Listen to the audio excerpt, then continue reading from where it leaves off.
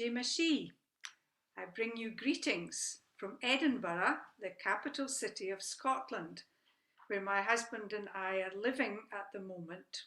Normally, we live in Malaysia, where we enjoy fellowship with a number of migrants from Nepal, but like many all over the world, we're displaced and living in our home country of Scotland. One of the unexpected joys of this dreadful pandemic has been being able to link with people all over the world using the wonders of modern technology. I want to bring you a message of hope in the midst of these troubled times. I want to encourage you to keep your eyes fixed on Jesus and to trust that God is in control of everything that happens, the good and the bad. It makes me very sad to hear about the terrible troubles that hit Nepal, one after the other, different disasters, earthquakes, flooding, landslides, all of these bringing loss of life and heartache to so many families. A struggling economy brings hunger and illness. Over this last year and more, such things have been made worse by the worldwide pandemic. How do we manage when life seems hard and unfair? When we can't see any way out of our troubles? When we despair for our families and our friends and feel quite helpless to do anything? Sadly, for many, the blackness of despair tells them that the only way out is to end their lives by suicide, so desperate do they feel. Depression is more than just feeling bad, feeling fed up. It can be a very serious illness, one that can't really be understood by people who've never experienced it. Christians can find real help in the Bible, and for many it's words of comfort, maybe all the help that they need. But if you find yourself feeling seriously depressed, then much more help is needed if you're going to find meaning in life again. There are many causes of depression, some easier to heal than others. And it's very, very important to emphasize that Christians are as prone to depression as anybody. So many Christians add feelings of guilt to their struggles because well-meaning people tell us that Christians should never be depressed. But we are human, with frail minds as well as bodies. When we're down, we don't need telling off. We need loving care and understanding. We have to do more than tell people to cheer up and that everything will be okay. When we are very depressed, this is the kind of advice that's not something we can hear or respond to. There are no easy answers, but the place where Christians can find hope and help in any situation is in the Bible, which we believe is God's word, a living word that speaks to us today. We can look at some stories of real people in the Bible who have suffered from depression for various reasons. We can see how God deals with them and so take lessons for ourselves if we're depressed, or if we are not, how we can help people who are. Right now, the causes of people's depression is easily understood. So much loss, so many questions, such helplessness to know what to do. The book of Job tells us the struggles of one man in just such a situation.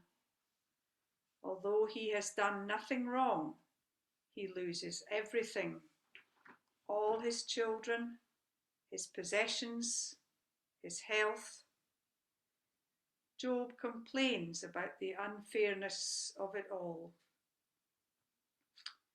He asks the question that we're all asking when life treats us badly. Why? Why me? His friends come along with the worst advice a believer can give to someone who's feeling like this. It must be your fault. You must have done something wrong. Their words probably make Job feel guilty at first, but as he searches his heart, he's very sure that he hasn't done anything wrong. To begin with, his friends did exactly the right thing.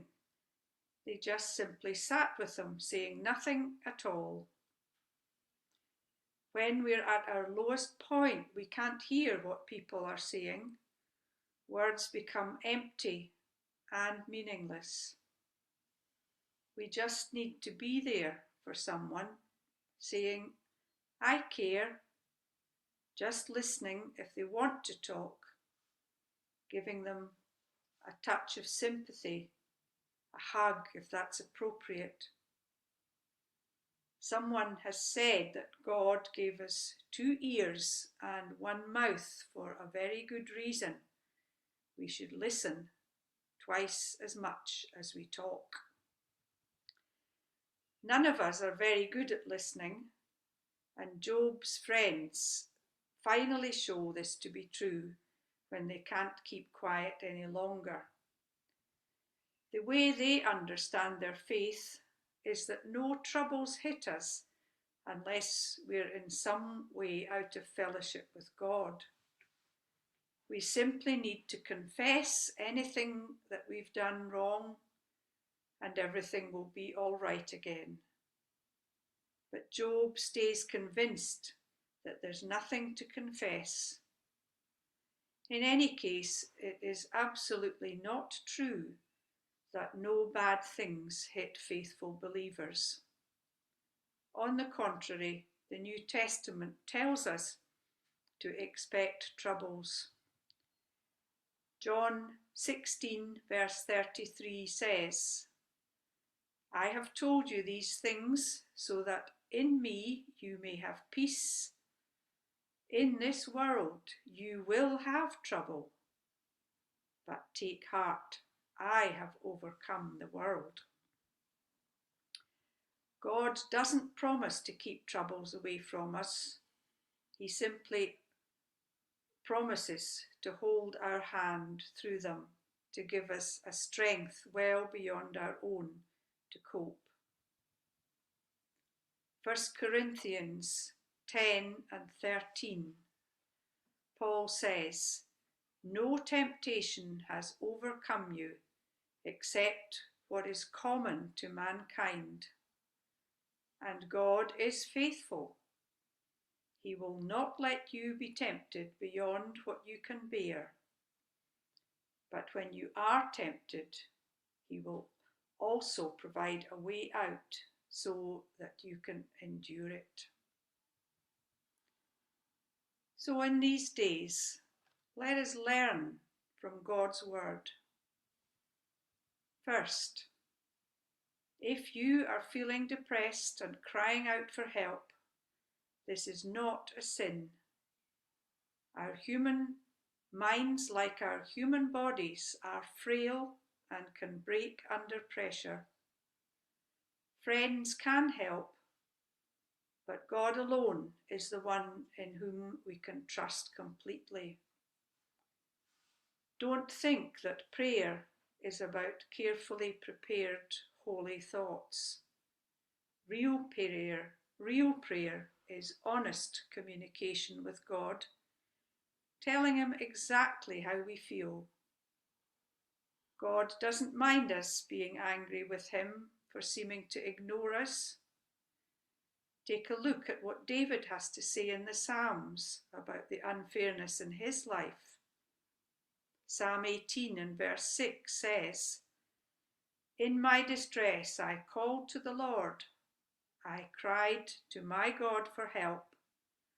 From his temple he heard my voice. My cry came before him into his ears." God is happier with honesty than pretense. Second, if you want to help someone who's depressed, learn to listen rather than talk. The first lesson for those of us who want to help is to listen, to love as Jesus loved. We need to keep our advice until the person is ready to hear. And thirdly, as Christians, we face none of the world's troubles on our own, in our own strength. The Gospel of John tells us how Jesus comforted and strengthened his disciples to face a world which would be full of difficulties for them. He told them, "Take heart, I have overcome the world." He will win the victory over evil. He doesn't tell his disciples to cheer up or to try harder, but simply to rest in the victory that he has won for us. In this world you will have trouble, but take heart, I have overcome the world.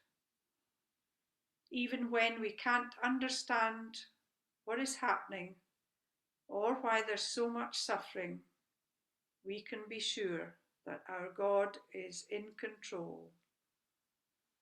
Jesus said, "Peace I leave with you, my peace I give to you." May you know that peace in these troubled days.